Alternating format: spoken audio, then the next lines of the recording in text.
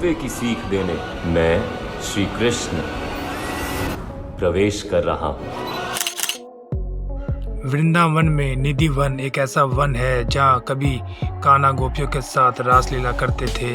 ये वन अपने अंदर बहुत से रहस्य छुपाए बैठा है, जिनमें से एक रहस्य ये भी है कि आज भी शाम ढलते ही कान्हा आते हैं और गोपियों के साथ रासलीला रचाते हैं। तो आइए निधि वन और वृंदावन के बारे में और जानते हैं।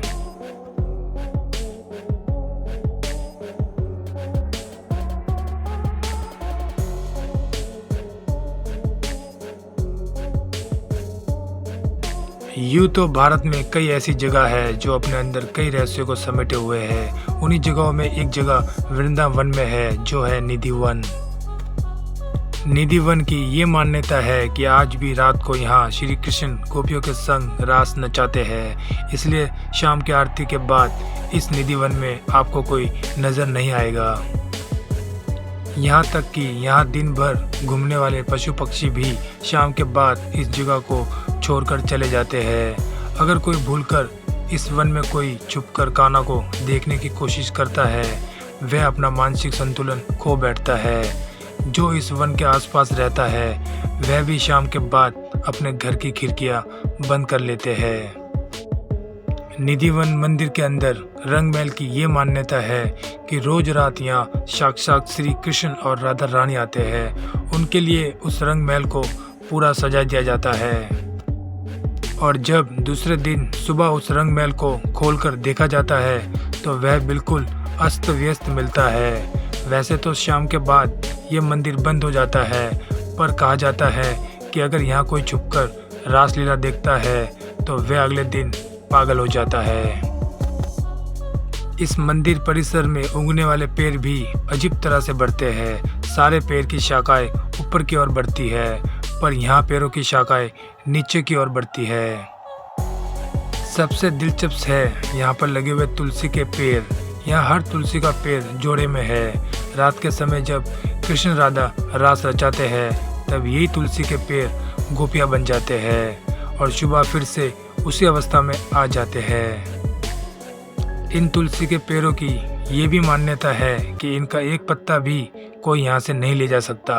कहा जाता है कि आज तक जो भी इनके पत्तों को लेकर गया है वह किसी न किसी आपदा का शिकार जरूर हुआ है, इसलिए कोई भी इन्हें नहीं छूता है। सबसे ज़्यादा हैरान कर देने वाली बात तो ये है कि इसके आसपास बसे घरों में खिड़कियाँ नहीं है। जिनके घरों में है वो शाम को आरती के घंटे की आवाज़ के बाद उन्हें बंद कर देते हैं, क्योंकि कहा जाता है कि शाम के 7 बजे के बाद कोई इस तरफ नहीं देख सकता।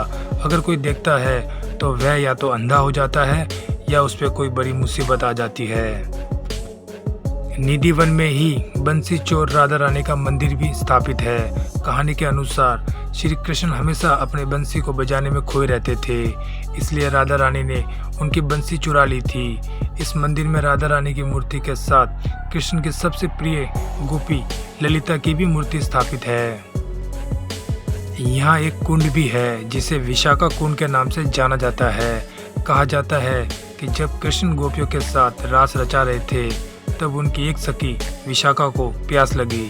पानी की कोई व्यवस्था न देखकर कृष्ण ने अपनी बंसी से ही वहां खोदना शुरू कर दिया, जिससे निकले पानी को पीकर विशाखा ने अपनी प्यास बुझाई और तभी से इस कुंड को विशाखा कुंड कहा जाने लगा।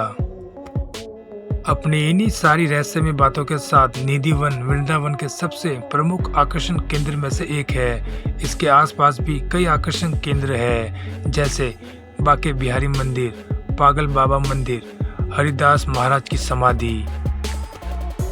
आप कभी भी वृंदावन जाओ तो इन जगहों के दर्शन करके जरूर आना।